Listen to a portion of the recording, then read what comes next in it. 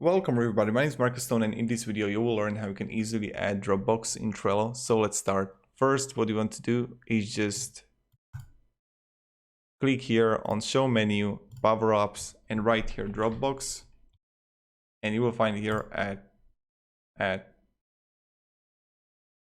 So now what you want to do is just click on whatever card you got and you will find it here, power ups Dropbox. Click on it.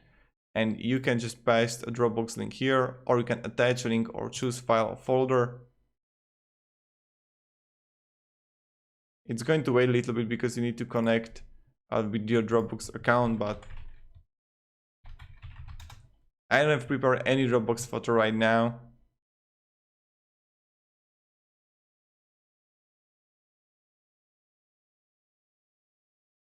So yeah, this is how you just make it. You just attach link and that's kind of it. Thank you, have a great day and see ya. Goodbye.